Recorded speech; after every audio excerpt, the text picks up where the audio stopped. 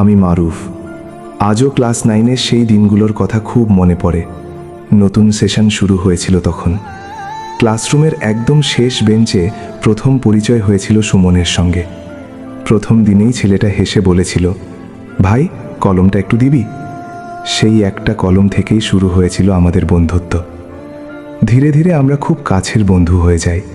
স্কুলে একসাথে যাওয়া, টিফিন ভাগাভাগি করে খাওয়া, ক্লাস ফাঁকি দিয়ে মাঠে বসে গল্প করা, সব জায়গায় আমরা একসাথেই থাকতাম।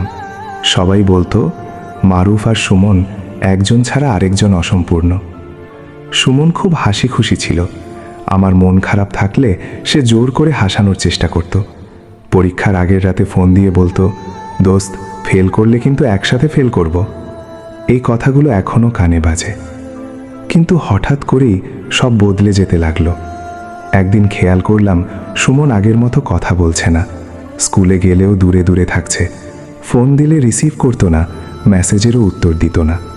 প্রথমে ভাবলাম হয়তো কোনো সমস্যা হয়েছে, কিন্তু দিন যত যাচ্ছিল সে তত বেশি আমাকে এড়িয়ে চলছিল। একদিন সাহস করে জিজ্ঞেস করলাম, দোস্ত আমার কোনো ভুল হয়েছে? সুমন কিছুক্ষণ চুপ থেকে শুধু বলল, না রে কিছু না, এমনি।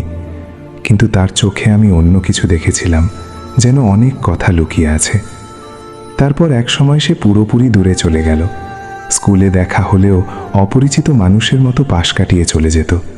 আমি অনেকবার চেষ্টা করেছি জানতে কেন এমন হলো, কিন্তু কোনো উত্তর পাইনি।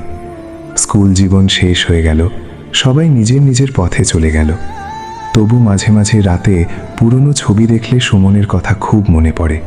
ভাবি, মানুষ কি সত্যি এত সহজে বদলে যায়, নাকি কিছু অভিমান কখনো ভাষায় প্রকাশ করা যায় না?